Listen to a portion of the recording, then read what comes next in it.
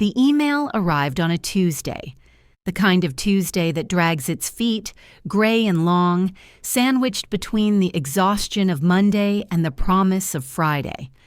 I was sitting in my office on the 27th floor of a downtown Chicago high-rise.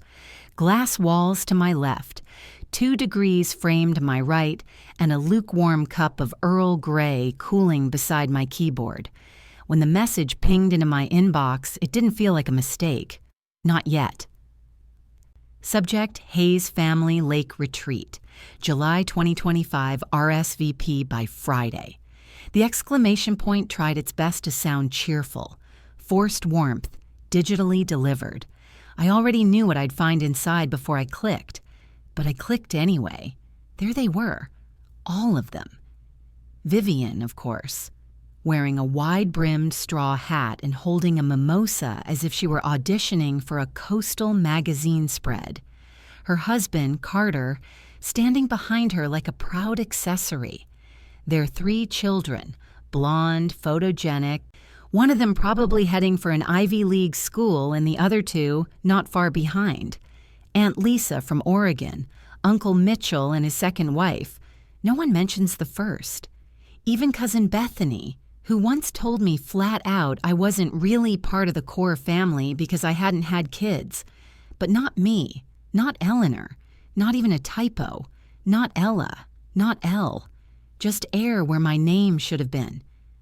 I read the guest list twice, then a third time, then stared at it long enough for my tea to go cold. It wasn't a clerical error. It wasn't an oversight. It was choreography, deliberate silence dressed as forgetfulness. And the thing about that kind of exclusion is it doesn't scream. It hums, quiet, constant, like the buzz of an old fridge in the middle of the night. You forget it's there until it stops, and then the silence wakes you up. I'd stopped going to the retreat 10 years ago. The last time I went, I spent 3 hours setting up chairs. Another hour consoling my mother after Vivian made some offhand remark about my career phase, and was thanked with a passive-aggressive side hug and a leftover paper plate of coleslaw. I flew home that year with a stress rash and a lost suitcase, but I hadn't left because I didn't care. I left because I realized they didn't notice when I was gone. This email, bright with Canva-level formatting and stock photos of fire pits and kayaks, confirmed what I already knew. They weren't even pretending anymore. I sat back in my chair, the one with orthopedic lumbar support and real leather arms, and looked out over a skyline I had bled for. Promotions earned, not handed. Paychecks I didn't split with anyone. And for a moment, I felt proud. Then I felt cold. Not the temperature kind of cold. The kind of cold that creeps into your bones when you realize the people who were supposed to know you best didn't really know you at all. I hovered over the delete button. I almost clicked it, but something in me, maybe the part my father used to call the steel under the silk, clicked a different tab instead. I typed in the name of the place, Hayes Lake House, out of curiosity more than anything. A ritual, almost. Self-inflicted nostalgia. It was still there. A wide shingled house by Lake Superior, pale blue with white trim, built in 1948 by my grandfather. I knew every creaky stair and sun-bleached window pane. I had scraped my knees on its front porch, kissed my first boyfriend on its back dock, and scattered my father's ashes at the edge of its moss-covered shore. It wasn't just a house, it was a family monument, a cathedral of memory. But something was off. There was a new tab on the real estate listing site, not available for rent as it had been in summers past, but for sale. The headline read, "Motivated Seller, Price Reduced, Private Inquiries Only." There was no mention in the family group thread, which, to be fair, I hadn't been part of in 3 years. No call, no heads up, no just so you know.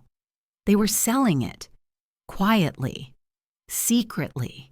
like someone trying to sneak a beloved pet out the back door while you were distracted by dessert. The agent's name stopped me cold. Marlene Jennings, the same woman who'd handled my grandmother's estate when she passed. I still had Marlene's card in a desk drawer somewhere, attached to a sympathy note and a packet of hydrangea seeds. My stomach turned. That wasn't just a transaction. This was erasure, systematic, polite, sanitized, and effective, except I had seen it now. I closed the listing, sat still. Then I did something strange.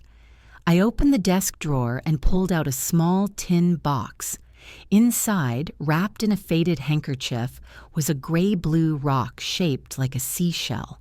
It wasn't fancy, just something my father had picked up when I was 8, handed to me as if it were treasure.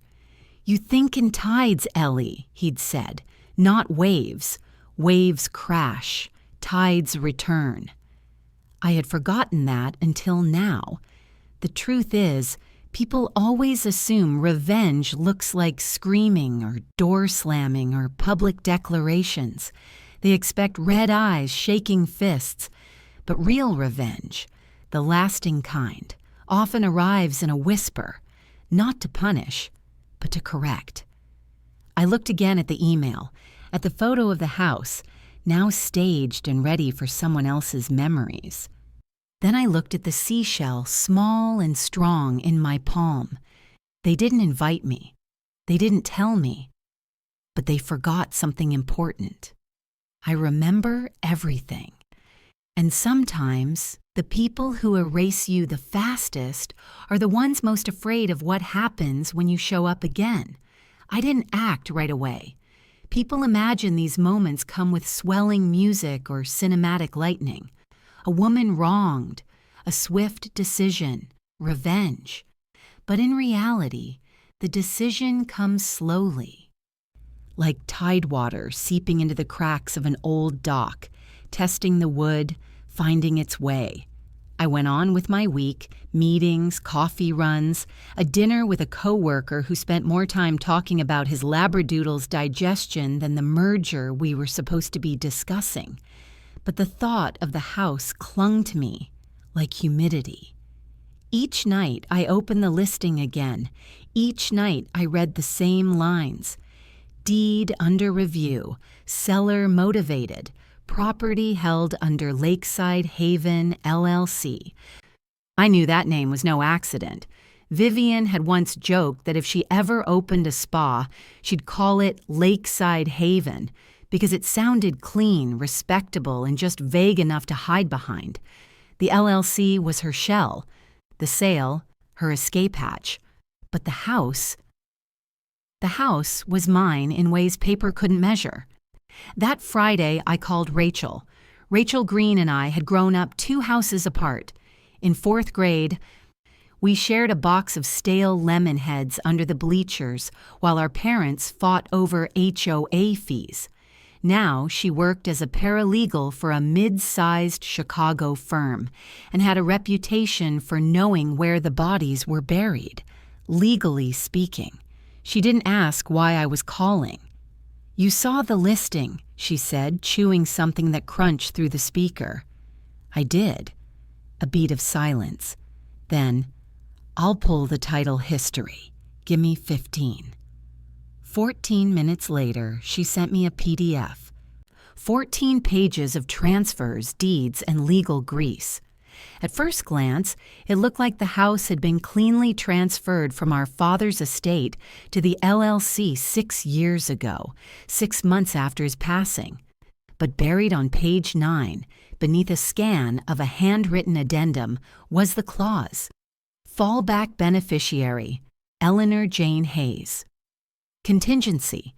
In the event of delinquent tax filings, lapse of property insurance, or failure of financial disclosure within a 5-year window post-deed transfer, title rights revert to secondary named heir. Rachel called again. "You know what this is?" "A key," I said quietly. "It's a back door. Your dad left you a back door." I didn't speak, couldn't. He was smart, she continued. He knew what they'd do, or maybe what they wouldn't do. All I had to do was run a current tax check and insurance query. Guess what? Both lapsed. Last year, by over 180 days. They didn't even try, I murmured. They didn't think they had to. Rachel's voice softened. You want it, Ellie. It's yours. No fight necessary, no press, no confrontation. Just one signature, one filing. The law's already on your side. I stared at the shell again, still sitting on my desk, its ridges worn smooth from years of being thumbed like a talisman. I remembered sitting on my dad's lap, his arms smelling like cedar and sunscreen, the sound of the lake slapping against the dock. She thinks in tides, he'd said to someone once. She'll come back stronger. I didn't feel strong. Not yet. I felt precise, like a surgeon before the first incision. I hung up and opened a fresh spreadsheet. Numbers calmed me. They always had. I logged into my accounts. Savings, brokerage, stock options. My life wasn't flashy like Vivian's curated Instagram reels or Carter's luxury travel blog, but it was solid, quiet, self-built, and clean. I sent Rachel a message. File the paperwork. Then I reached out to the agent, Marlene Jennings. She didn't recognize my name at first. I'm calling about the Hayes Lake property, I said. There was a pause, a paper shuffle. Oh, of course. Are you representing a buyer? I am the buyer. Another pause, longer this time. Forgive me, but I don't see a... Hayes, Eleanor Hayes, daughter of Thomas. The line stilled. Oh, she said, breath catching like a button on a tight coat. You're the other one. I smiled. Yes, the other one. 3 days later, I signed the documents under the fallback clause. Clean, binding, irreversible. The house was mine. No lawyers, no family notifications, no drama, just ink on paper. I didn't post it, I didn't text anyone, but I didn't have to, because this time, when the annual retreat weekend rolled around, I booked one room, the master suite. Name on reservation, Miss Eleanor Hayes. I added a note to the file. Guest prefers firm pillows, linen sheets, and chilled sparkling wine upon arrival. Full privacy requested. I didn't pack much. A week's worth of clothes, my father's old flannel, a set of hardcovers I'd never found time to read, and the shell. I arrived a full day early. The house looked smaller than I remembered. Maybe it was time, or maybe it was me. The shutters needed paint. The porch swing groaned on its chain, but the bones were there, solid, familiar, waiting. Inside, the house smelled like cedar and dust. The floors creaked at all the same places. In the foyer, the registry book lay open. I signed it deliberately. Miss Eleanor J. Hayes. I turned down the sheets myself, chilled the wine, stood in the kitchen and stared at the place where my father used to make pancakes on Sunday mornings. I didn't cry, but I did whisper, I came back, Dad. Then I left. I parked 2 blocks away in a rented sedan and waited. At 5:18 p.m. the next evening, Vivian's white SUV pulled onto the gravel drive, loaded down with coolers and canvas totes. Behind her, 2 other cars followed. Voices spilled out, loud and unbothered, until the receptionist greeted them with a clipboard and a question. Are you with Miss Eleanor Hayes's party? Vivian blinked. I'm sorry, whose party?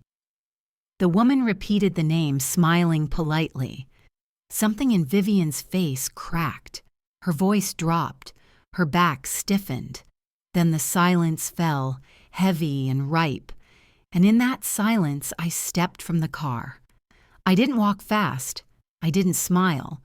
But when I entered that house, heels clicking against wood I'd once danced on as a girl, I didn't need to raise my voice. I had already said everything. They just hadn't been listening. The silence shattered faster than I expected.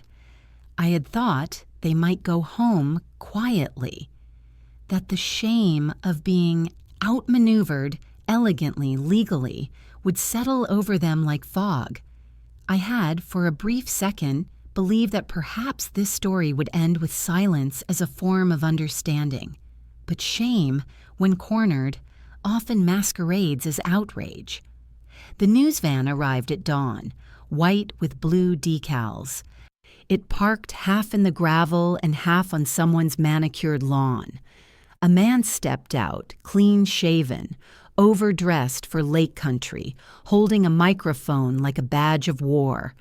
The cameraman followed, sweeping the property with a lens as if we were on the verge of discovering buried treasure. I didn't open the door. I didn't need to. By 10 a.m., my phone was a war zone. Voicemails, texts, emails with subject lines like, "Please tell me this isn't you," family drama on Channel 5, and my personal favorite, inheritance heist. Even my boss, who once praised my discretion in mergers and acquisitions, sent a blinking, "We should talk" message. The segment was already live. A drone shot hovered above the lake house, as if trying to extract scandal from the rooftop. The anchor's voice was serious, deliberate. Local woman uses obscure trust clause to assume full control of generational property, ousting her own family in the process. They used a photo of me from my firm's website, smiling, professional, confident, but they juxtaposed it with video clips of Vivian outside the gate, looking heartbroken, her voice just tremulous enough to stir sympathy. "She was always distant," Vivian said to the camera, "but we never imagined she'd do something like this. My father was ill. He didn't know what he was signing. We thought we could trust her." No name, but no need. Everyone watching knew who the villain was meant to be. The media loved a woman in power, so long as she was apologizing for it. I sat on the couch, stone still, watching myself be painted into a caricature. The unforgiving daughter, the legal vulture, the woman who came back just to destroy what she couldn't belong to. But beneath the rush of heat in my chest, another feeling began to stir: clarity. I didn't need their sympathy. I needed the truth. I texted one person, Rachel. "Time," I wrote. That's all. She didn't ask what I meant, didn't need to. She knew the rules of this family, same as I did. 2 hours later, a secure folder arrived in my inbox. Inside were files. Meticulous, time-stamped, complete. There were text message screenshots pulled from backups, forwarded to Rachel by someone who'd long grown tired of pretending not to see. In one, Vivian had written to my mother, "Don't worry. Eleanor won't show. She never does. She likes to pretend she's better than us." Another read, "Let's just get through the weekend without her ruining it." Again. But the audio files were worse. One was a speakerphone conversation recorded, legally, Rachel assured me, by a cousin during lunch. Vivian's voice cut clear.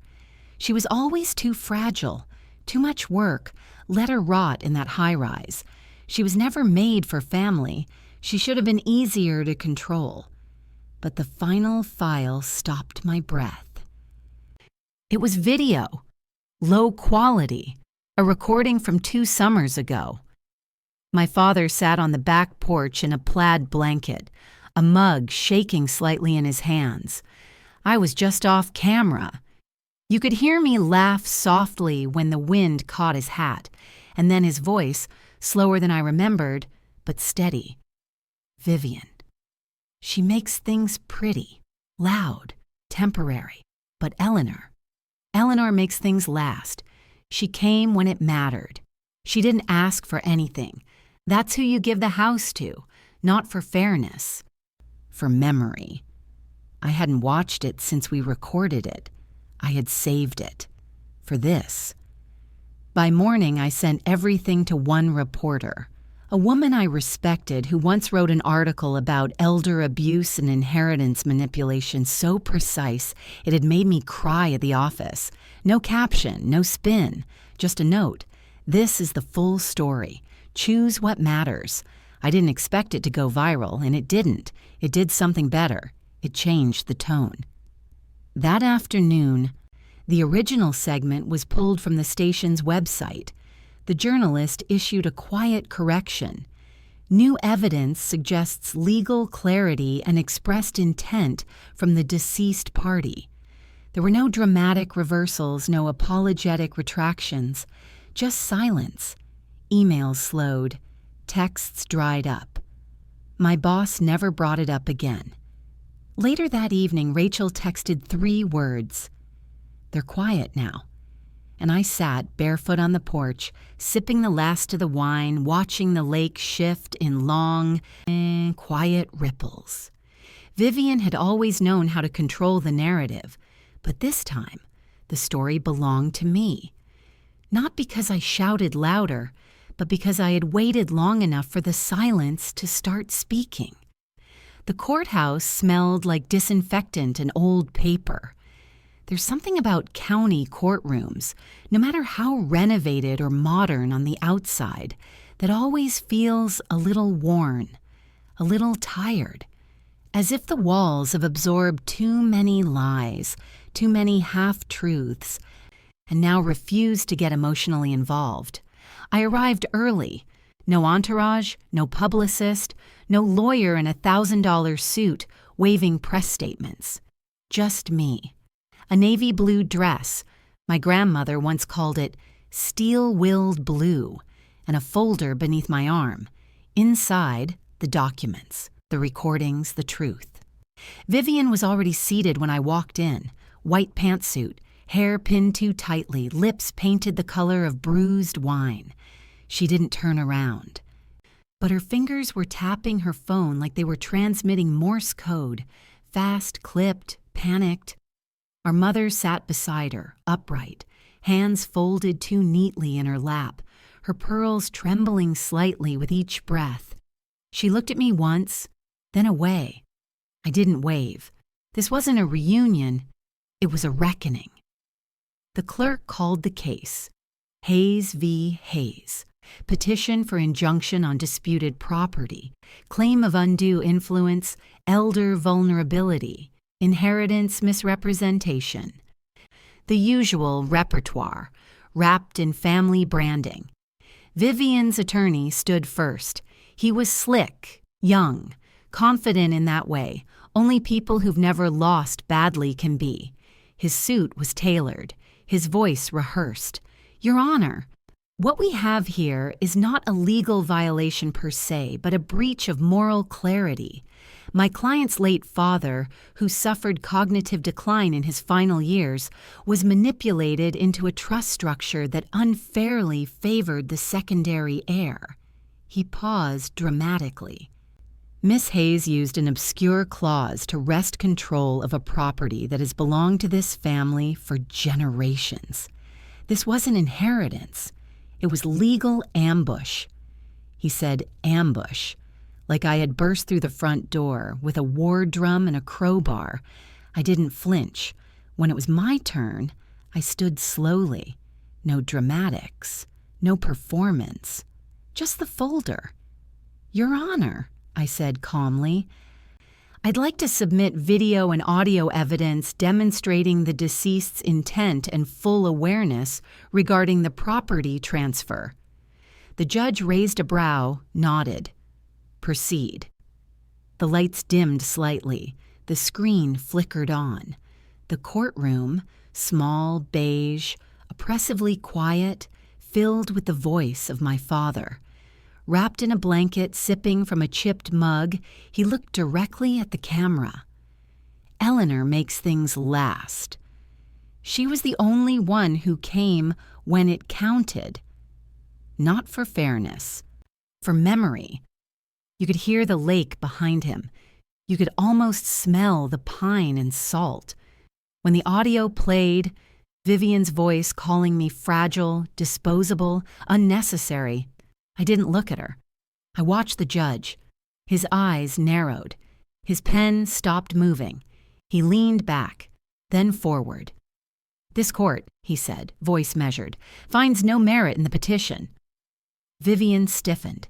The trust clause in question is legal, binding, and was clearly activated through the inaction of the original estate holders. The recordings submitted show not only intent from the deceased, but also a pattern of exclusion by the plaintiffs that undermines any claim of misunderstanding. He removed his glasses. This court does not resolve emotional wounds. It enforces law, and in this case, the law is clear. The gavel came down, petition denied. No fireworks, no tears, no shouting, just the sound of my heels as I walked out, echoing down a hallway that suddenly felt too small for all the silence left behind. On the steps outside, reporters waited. One woman pushed forward, her mic catching the late morning sun. "Miss Hayes, do you have anything you'd like to say to your family?" I paused. The breeze off the lake tousled my hair. I let it. Then simply, "No." I turned slightly. Just enough for her to see my profile, not my eyes. I said what I needed to say. I just used quieter words. And I kept walking. Back at the house, the stillness was nearly holy. No suitcases on the porch, no cousins bickering over paddle boards, no mother calling out directions, just wood and air and time. I walked through slowly, let the rooms breathe around me. I didn't touch anything at first. I just stood in each space and listened to the walls, to myself. Upstairs, in the old office once used by my father, and before him, my grandmother, I opened the bottom drawer of the desk, the one that had never been emptied. Inside, a wind chime, seashells and blue thread strung in crooked lines, my handwriting on one of the shells in Sharpie, age 9, EJH. I sat cross-legged on the floor, untangling, not to make it pretty, not to repair what time had frayed, but because some things don't need to be perfect to still deserve their place.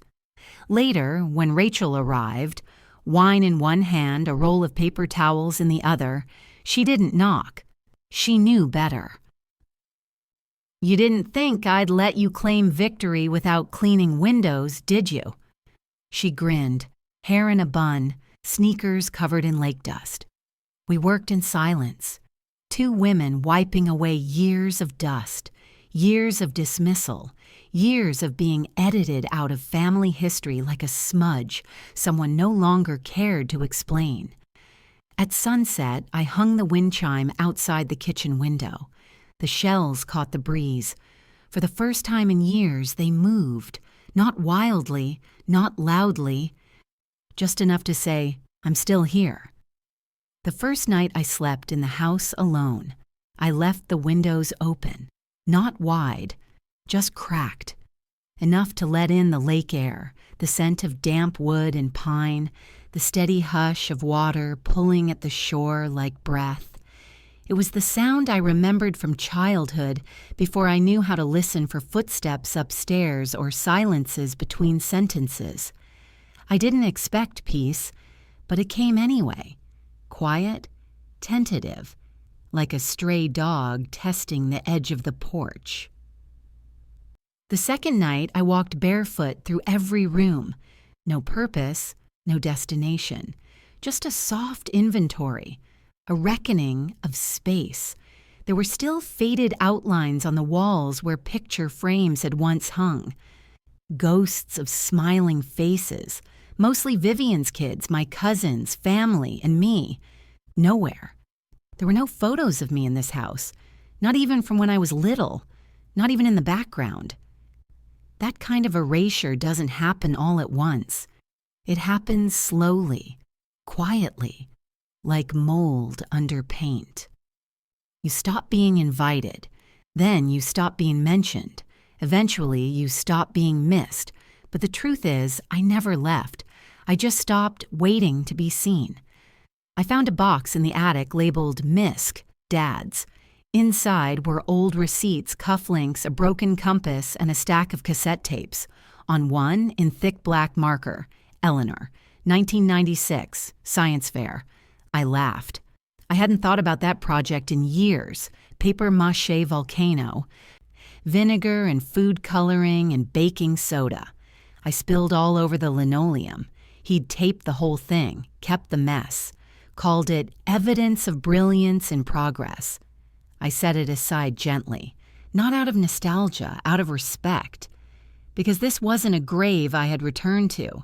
It was a threshold. That night, I stood at the kitchen sink and watched the wind chime I had repaired shift softly in the dark, its music barely audible over the lake, but it was there, real. That's the thing about being the forgotten one. You become an expert at hearing what no one else does. Rachel came back 2 days later with tools and flowers. I figured we'd earn our keep, she said, setting down a bucket of brushes. She didn't say anything about the court case or the news van or the silence that followed.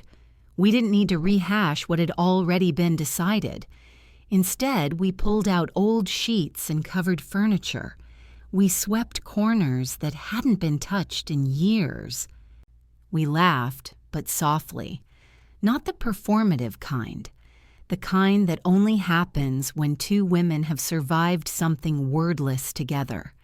At lunch, we sat on the dock and ate sandwiches in silence.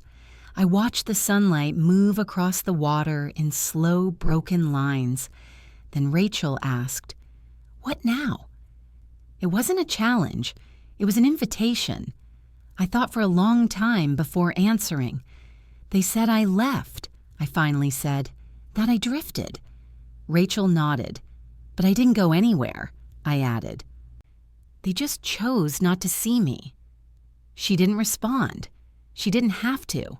Some truths don't need witnesses, just acknowledgement.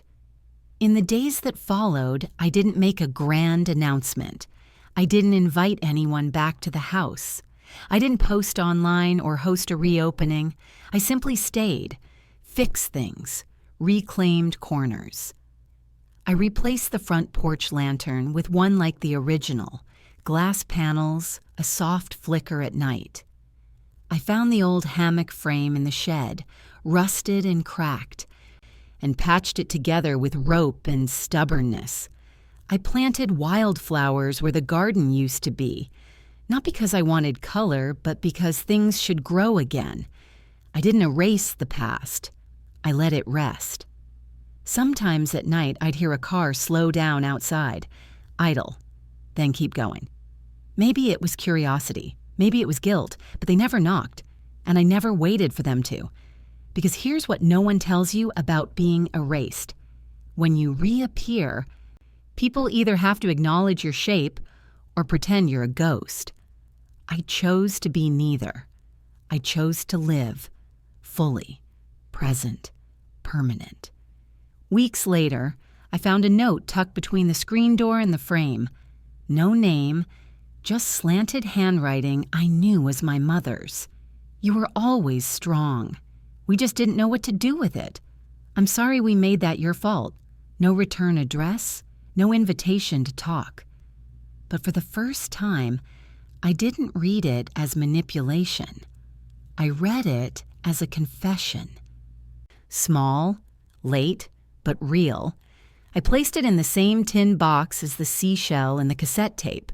Not to forget, to remember properly. Because memory is a kind of justice, too. On the last page of the guest registry, I added one final line. Eleanor Hayes, not visiting, home. If this story stirred something quiet in you, something you haven't spoken aloud in years, you're not alone. There are more of us than you think, people who didn't leave. We just were never called back, but we remember. And this time, silence doesn't get the last word. Vivian had always known how to perform grace. It was stitched into her, from Sunday dresses and polite smiles to thank you cards written in perfect cursive. Being the eldest daughter of Margaret Hayes meant knowing how to hold a wine glass, how to arrange a table centerpiece, how to keep your voice calm even when your world was on fire. But no one ever taught her how to lose, especially not like this. The lake house, her lake house, as she'd come to think of it over the years, was quiet now. Too quiet. She hadn't driven by in weeks, not since the clerk at the front desk had said that name with that casual finality, Miss Eleanor Hayes. She still remembered the pause in her throat, the sting behind her eyes, the way Carter had reached for her elbow as if her knees might give out. They didn't. But something else did. Control. Vivian was used to being the sun everything orbited around. She planned the reunions. She coordinated holidays. She texted itineraries like gospel, booked vacation homes like they were chess moves. Even when their father passed, she managed the funeral with frightening efficiency, composing the obituary between sips of Chardonnay and her youngest son's soccer game. It wasn't about ego, she told herself. It was about keeping the family together. But now, she saw the flaw in that logic. It had never been a circle. It had always been a stage. And Eleanor was the one she'd quietly written out of the script. What bothered her most wasn't that her sister had returned. It was that she had done it without permission. No grand speech, no begging for forgiveness, no emotional collapse that Vivian could soothe or spin. She'd simply appeared and taken her place. And worse, she had held it. Margaret hadn't spoken much since the hearing. She sat in her garden more these days, pruning dead hydrangeas, pretending not to notice when neighbors drove by slower than usual. The family WhatsApp thread went silent. Even Aunt Lisa had stopped sending funny dog videos. The shame wasn't in the loss, it was in the exposure. They had underestimated Eleanor so thoroughly, so efficiently, that it no longer even felt like betrayal. It felt like consequence. Vivian had tried to tell herself that Eleanor was cruel, cold, strategic to the point of heartlessness. But that video, her father's voice, worn but sure, had cut through every carefully spun narrative she'd built over the years. Eleanor makes things last. He hadn't said louder. He hadn't said better. He'd said last. And in that courtroom, surrounded by facts she hadn't bothered to imagine existed, Vivian realized something else. She'd spent years convincing the world Eleanor was gone. But all along, it was she who had been fading. Vivian found herself pacing one evening. No wine, no phone. Just barefoot across the cold hardwood floor, tracing a house that felt less and less like her own. The silence inside it was too different from the silence at the lake house. Here, it was hollow. There, it had substance. She poured herself a glass of water. Her hand trembled just enough to notice. It had been years since she'd cried. Real crying, not the performative kind. The kind she'd done as a teenager, curled beneath a quilt, choking on sobs too big for her throat. That night, she let herself remember. Not the rivalry, not the way she and her mother whispered about Eleanor like she was a fragile nuisance. No, she remembered something else. A Christmas Eve when Eleanor was 7. The power had gone out in the middle of a snowstorm and their father was stuck on the highway. Margaret lit candles, but Vivian had panicked. She hated the dark then, couldn't sleep. Eleanor, tiny, pale, holding a flashlight with shaking hands, had crawled into bed beside her. "I'll stay awake," she whispered. "You don't have to be scared if someone's awake." Vivian had forgotten that moment, but now it came back with sharp, unbearable clarity. How do you make amends for a decade of rewriting someone out of their own story? You don't. You start with acknowledgement. And maybe, if the wind is right, you hope the chime they hung still remembers your name. Vivian picked up her phone. Her thumbs hovered over the keyboard, not to call, not yet, but to type. One name, Eleanor. No emojis, no justifications, no performative apologies, just a single message. You didn't disappear. We just stopped looking. I don't expect you to forgive that, but I see you now, and I'm sorry. She hit send, and for the first time in years, she didn't care if anyone else saw it. The message arrived at 2:13 a.m. I didn't see it until morning. The lake had been calm all night, the air heavy with that particular stillness that only comes in late August, when summer is too tired to keep pretending. The phone buzzed once, screen lit dimly on the nightstand. I didn't rush to read it. I had stopped rushing for anything lately.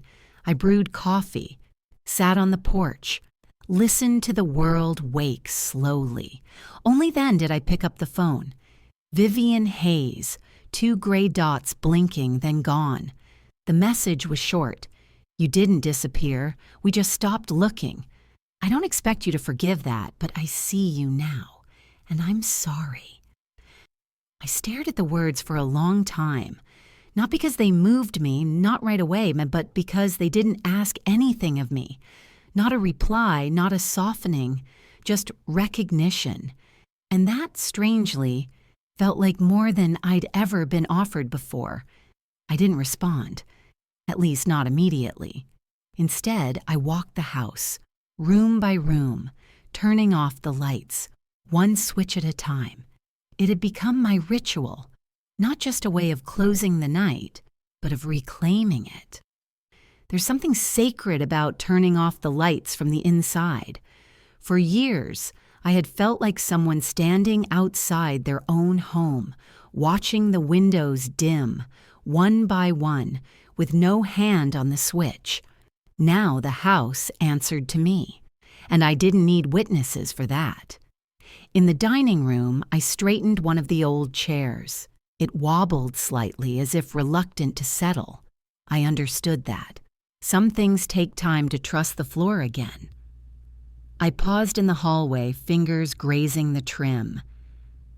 My father had painted it that soft gray when I was 16, said it looked like fog from the lake, said it made the house breathe easier.